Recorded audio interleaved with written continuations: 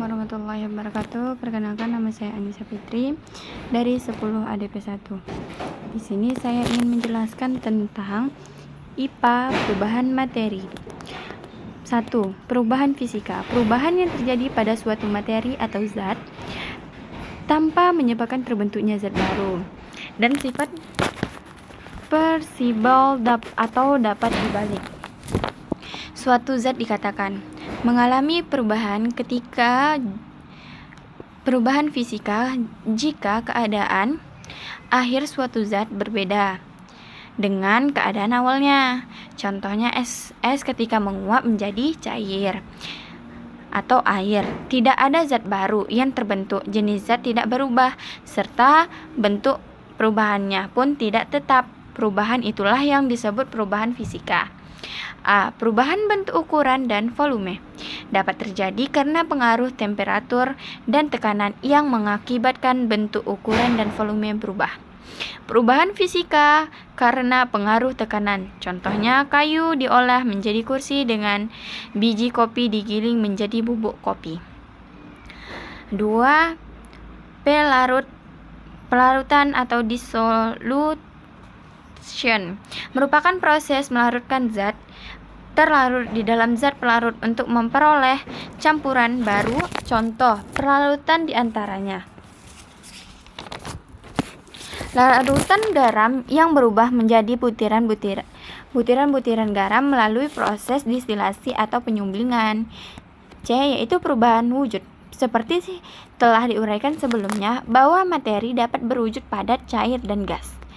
Ketiga, bisa berubah karena pengaruh pada termodinamika. Perubahan wujud suatu zat dibedakan menjadi 6 jenis seperti berikut ini, yaitu pertama, melebur. Perubahan wujud zat padat menjadi cair. Yang kedua, membeku. Perubahan wujud zat cair menjadi zat padat. Yang ketiga, menguap. Perubahan wujud air menjadi zat gas.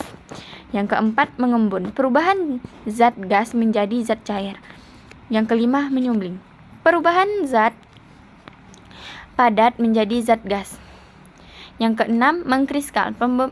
Perubahan wujud zat gas menjadi zat padat. Perubahan kimia adalah perubahan yang terjadi pada suatu materi zat yang menyebabkan membentuknya zat baru yang sifatnya berbeda dengan aslinya. Nah, di sini saya juga ingin menjelaskan tentang tata surya. Tata surya yaitu teori pembentukan tata surya, menjelaskan bagaimana matahari, planet, dan benda-benda langit lainnya terbentuk serta dapat bekerja secara teratur dalam suatu sistem. Berikut ini beberapa teori tentang pembentukan tata surya. Yang pertama, teori nebula mengatakan bahwa tata surya pada awalnya terbentuk massa gas raksasa, kabut raksasa yang panas dan bercahaya dan berputar pelan-pelan. Sementara itu, massa yang masih terbentuk bola gas panas menjadi pusat massa yang disebut matahari. Teori ini ditemukan oleh Immanuel Kant, seorang ahli filsafat dari Jerman. Kemudian hal yang sama ditemukan oleh Limor de Lapierre, ahli matematika dari Prancis, sehingga teori nebula ini dikenal juga dengan teori Karl Lapierre. Yaitu B. Teori planetesimal, yaitu mengatakan bahwa adanya sebuah bintang yang melintasi ruang angkasa dengan cepat dan berpesan dengan matahari dalam jarak yang cukup dekat. Ketika bintang